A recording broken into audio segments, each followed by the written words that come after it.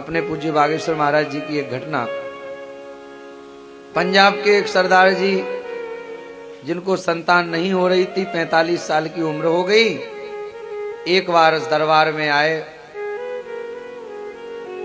महाराज जी ने पर्चा बनाया, पर्चे पर लिखकर आया कि संतान की कामना लेकर आए हो और निश्चित ही अगर बालाजी की पेशी करोगे तो तुमको संतान होगी। पर्चे पर लिख गया।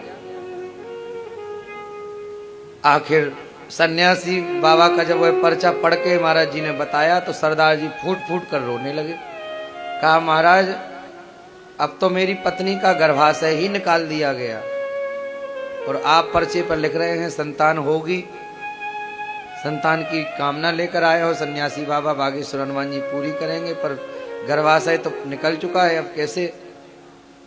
इतना सुनते ही महाराज जी ने कहा, हमने नेत्रबंध किए और फिर अपने गुरुदेव का ध्यान किया कि गुरुदेव कहाँ फंसा दिया, पर्चे पर लिखवा दिया, हमने बोल भी दिया,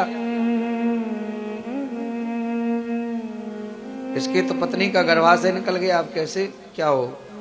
तभी सन्यासी बाबा ने कान में कहा महाराज जी के कि जो ना करे लकीर सो करे फकीर। अगर हमारे मुख से निकल गया, हमने लिखवा दिया, तो जैसे बंदूक की गोली वापस नहीं आती, ऐसी साधु की बोली निकल गई तो निकल गई, कह दो कि संतान लेकर आएगा।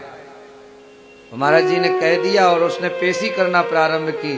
भले ही पत्नी का गर्भाशय निकल चुका था, पर 1.5-2 साल बाद महाराज वो एक बच्चे को, बालक को लेकर आया तो महाराज जी के चरणों में रख दिया। कहा, महाराज जी बालाजी के यहाँ अर्जी लगाई थी, आपके मुख से निकला था। डॉक्टर भी हैरान हो गए सुनकर। तो जो ना करे लकीर सो करे फकीर।